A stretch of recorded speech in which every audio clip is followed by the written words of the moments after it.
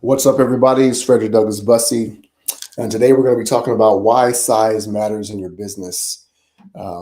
What you can do to if you want to scale your business and you want to be able to grow, what you can do in terms of your thinking around business to be able to build a bigger, more successful, more powerful business, and why that matters, and why you might be scared if you are, why some people are scared, what you can do about that. Let's go to work.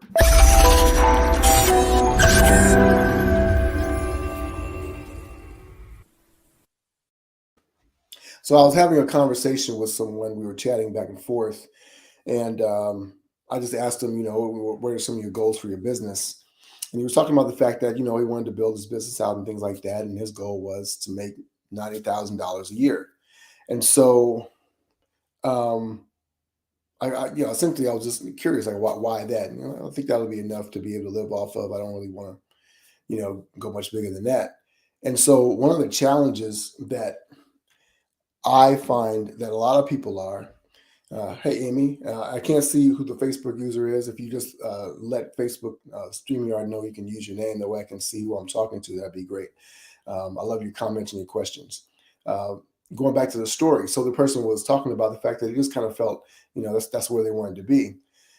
And so, one of the things I want to talk about today is why size matters in your business, why building a bigger business is actually better and more powerful, and why you don't necessarily have to have a huge business to have a successful business, but the bigger your business you can build, the bigger you can think about it, the more free you can actually be in your business. And we'll talk about that for a couple of reasons. First of all, let's talk about why some people don't want to build a bigger business, right? And so a lot of people are afraid of certain things like overhead, right? More stress, right? Having to manage people, which in a way ends up being more stressful, right?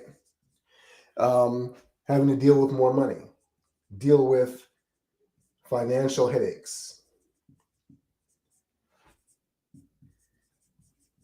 and even taxes, right? So those are just a couple of reasons why people may feel like, I don't really want to have a bigger business. I'm doing $500,000 a year. I'm doing 20 grand a month, 50 grand a month. That's good enough for me, right? And if you hear a lot of entrepreneurs when they're starting out, they'll talk about this magical number of $10,000 a month. If I could just make $10,000 a month, I would be happy, right? And one of the things you don't realize when you're starting out or as you're growing your business is that at every level, you're going to hit a ceiling or a wall where you felt like you could never get to that point. And once you get there, you realize, oh man, there's another point at which you feel like you can never get to. So you'll hear seven-figure entrepreneurs will talk about wanting to get to 8. They make $1 million, they want to get to 5, or they want to get to 10, and it feels a little bit insurmountable. And then they'll get to 10 and they want to get to 50, and that feels, wow, that's really incredible. Or you get to 100 and you feel like, oh, that's, I never thought I would be able to get there, right? And so no matter what level you're at, when you're looking up at that next mountain peak, whatever that financial target is, it can feel out of reach, right? And in some ways it really is. But the reason why it's important from a mindset state as an entrepreneur and as a business owner is because we need to have bigger goals for a very, very specific reason, right? So there's a great book called The Molecule of More. I love it.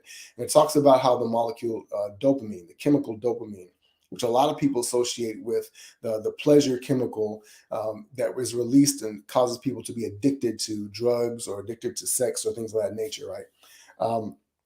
Whatever it is, they may find that this is something that is uh, that feels insurmountable. But what we find in that book and that scientists have studied is that dopamine is actually necessary. It is released when people think of bigger goals, right?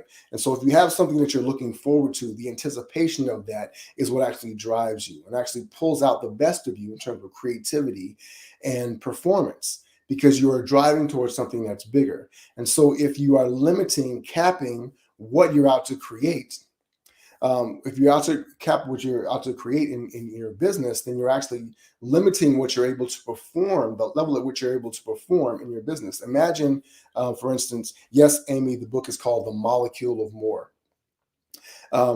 So imagine that you are on a football team, right? And so if you are on a team that is always losing, and the environment or culture around your team is always around losing, right? And so you just taught to show up, get your paycheck, get beat up on the field, come back the next day, go to practice, rinse and repeat.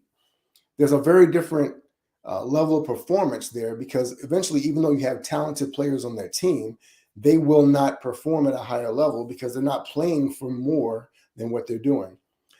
So it's just about the game. It's just about putting people in the stands. We may have always been fans of different teams that at one point or another were not at that level.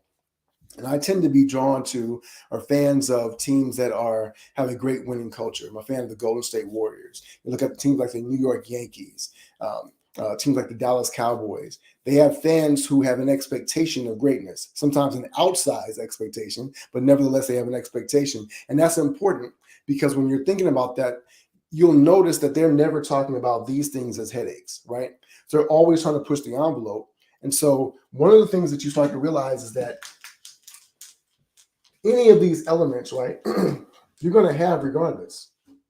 So if you live in a world where, I just erased all my notes, but if you live in a world where you have overhead, you're always going to have bills that you're going to have to pay. You're going to have to pay your light bill. You have people that want to live off the grid. Well, that may be the case, but then you've got to still go and cook and hunt for your food. You've got to be able to provide shelter. Overhead is whatever it takes to create that infrastructure for you to be able to move forward. And so you're always going to have those things. And so having less of it is not a reason not to think bigger or to think more powerfully, right? What you get to do, what you get to explore is what would be possible if I was able to create something at a higher level, right? And so I'm tying all this into, we're doing an event, a masterclass called the $1 Million Year. And so what I find is, for a lot of entrepreneurs, they actually have a fear of growing their business, hitting the $1 million mark, setting tangible goals, exerting more effort to do certain things, because they believe that it's so hard to get to where it was so hard to get to where they were, that it's going to be doubly hard to get to the next level. And in reality, it's actually easier sometimes to grow and grow faster when you can understand a bigger vision and a bigger picture. So I want to talk about 3 reasons, 3 whys you need to be able to grow your business bigger and to think bigger when it comes to growing your business. And this can apply to a business no matter what level you're at. Whether you're at 10 million, 100 million, 50 million, you're doing $10,000, $1,000 a month, whatever the case may be. The bigger vision is not about where you are. It's about where you can go, who you can become in that process. And the growth and development is extremely important.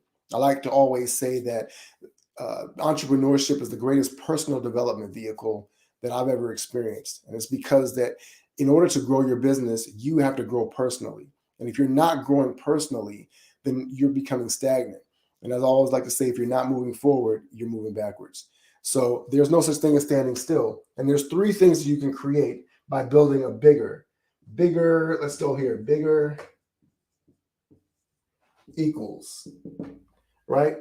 1, more margin. Margin is one of my favorite words, right? So when we think about margin, right, think about a piece of paper where there's boundaries here, right? Now imagine that here is where you're building your business, right? But here is your life. And so these are all the pressures and things that are extracting, right? And so you feel as though if I expand my business, my life shrinks. But in reality, what happens is the smaller your business is, the smaller the margins become, because the more space that the business takes up in your life. And you have less help and support to be able to do that. And so margin is about being able to create more freedom, yes, which is what all entrepreneurs talk about. But when you have a smaller business, there is more strain on you to be able to make it work, because it's all on you. It has to work or you don't eat. You don't get the support that you need. You're not able to set yourself free to be able to go and spend time to recover, to relax, to rest, to ideate, to innovate, and to serve people, right? And so having that margin around you actually allows you to expand. So as you expand the business, right, outward, you are finding that now you are expanding, and you're expanding your ability, your capacity to have more life, more freedom, greater experiences, more creativity, more, et cetera, et cetera. The second thing that we want to talk about is what you're able to create is more leverage, right? When you build a bigger business, when you're making more revenue, so if you're going from $50,000 to $100,000 a month, you're able to create more and execute on more things. I'll give you an example. When my business is struggling or whatever, when it was struggling, I had to sit there and think about every single purchase, no matter how small it was. It puts a lot of pressure on you, right? That goes back to margin in and of itself. But being able to think about, oh, I need a new tool, I need a new system or software, or I need to hire another assistant or a VA, or bring on a marketing team, whatever the case may be. I don't have to just think about it in terms of what I have to do physically to be able to make that thing happen. Now I can just pay the money and go out and buy something or hire someone or do the things that are required. And it doesn't require all of this stress. It doesn't mean that I don't have to be focused and still have a budget in mind or a target in mind in terms of how much I want to be able to spend. But again, if that's what I want to do, for instance, I'll give you an example. Alex Hormozy talks about the fact that he spends about $70,000 a month on creating content. Now, I know from my experience in the entertainment and music and entertainment industry, that may not necessarily be what I need. But if I wanted to, and I wanted to set that target at $70,000, and I say, well, I just want that to be a certain percentage of what I spend in marketing and advertising and my business overall, I can say, all right, I want that to be 10%. So now $70,000 a month means I'm going to my company to make $700,000 a month, right? And so now I can reverse engineer and think about what that looks like to be able to create that. And that really goes into the third reason why we're going to talk about here in a second. But having the leverage to be able to do that actually helps me ideate in a different way. So I'm thinking about the fact that it's not so much of I want to spend that much money or that I even quote unquote need to spend that much money. But if I wanted to, if that was what was required to accomplish a certain outcome through my business in terms of reaching more people and creating more impact, then what could I do to be able to grow my company to that level, right? So we're talking about the $1 Million a Year masterclass, but what if I want to do $1 million a month, right? What would that allow me to be able to do in terms of leverage? To who could I hire? Who could I, in terms around and be able to do the different things, right? And so having a blueprint to be able to build that out is extremely important. And the blueprint for us, Scalosity, that model looks the same, but it helps so much to be able to grow to that level. And here's the thing about that, and this is the last thing I'll say about leverage or whatever. But a lot of times what we think about, what we think we can build is really based upon our own personal beliefs about ourselves. We don't believe that we're worthy or that we're good enough or that we're big enough even as an individual to be able to build those things. And I can tell you that sort of thinking is very painful, right? Because for me, I'm sitting here a lot of times thinking, I just don't know what I'm going to, if I'm thinking about myself in those terms, if I'm comparing myself to other people, I'm thinking of them as so big, and I'm thinking of myself as so small, then how can I help other people in that regard, right? Well, would I want to be able to tell that to my children? Would I want them to be thinking that in regards to all the different things that I believe that they can be? And think about the different stories that we get from people that are often restrictive. You'll never be good enough. You'll never be successful. You'll never be XYZ. These stories are running in the back of our heads, and we're actually bringing that to our business. So what could you build? What kind of life could you live if you're able to release that and you no longer were just kind of churning through that negativity and those limiting beliefs? So what would be possible for you if you could be the person that could build this bigger, more successful business to scale from where you are to where you want to go? So the last thing I want to talk about today is impact. And here at Icon Status, one of the reasons why I called my company Icon Status, somebody asked me this last week or so, was because I want to help people to understand that there is a status, a level to being iconic, right? And iconic is something that is synonymous with not just a person or a name, but an idea, right? A lot of people talk about building a personal brand. Very few people talking about building an iconic brand. An iconic brand is something that becomes an idea in people's mind, an Apple, right?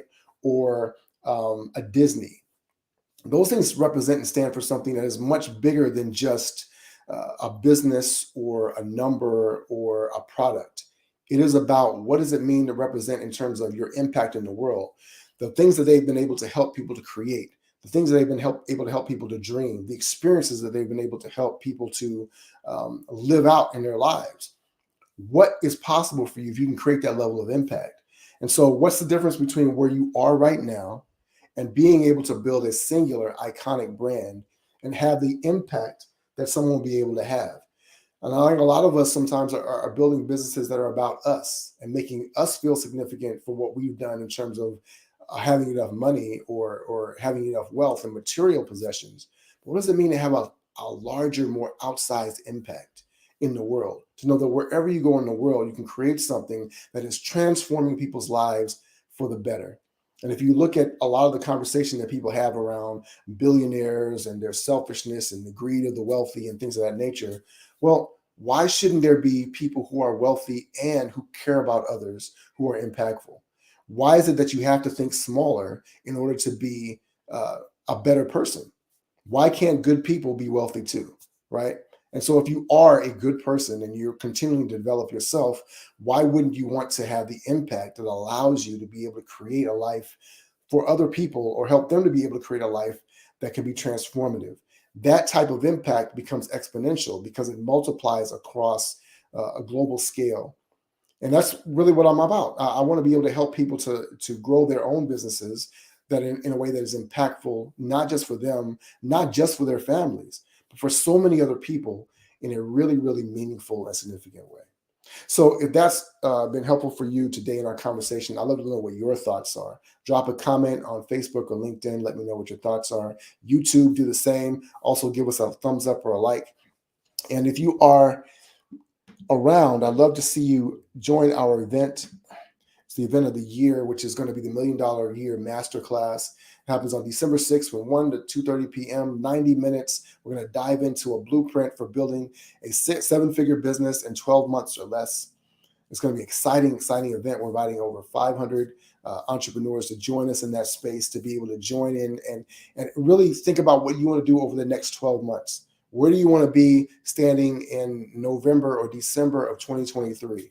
Where do you want to be in the next year of your life? And what do you want to go forward from there? How can you create more margin, more leverage, and more impact in your business than you are right now?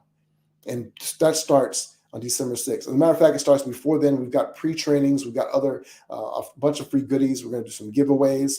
We're going to really lean in and support you in this regard. And the best part about it is, well, not the best part for me, but the best part, I think, is that it's at no financial investment to you. The only investment is your commitment to show up for those 90 minutes and be able to lean into that experience. Bring your pens, your notebooks, and we're gonna really dive into that. In addition to that, we're also offering a VIP session with Q&A for those of you who would like to dive a little bit deeper and learn a little bit more about what you can do to tailor that information to your business in particular and be able to grow. And if you register at the $1 Million a Year event, which you can find on my Facebook page, we'll drop a link below this video as well in the comments. If you register there, you'll be able to find all that information as well and get all those extra goodies that we're talking about.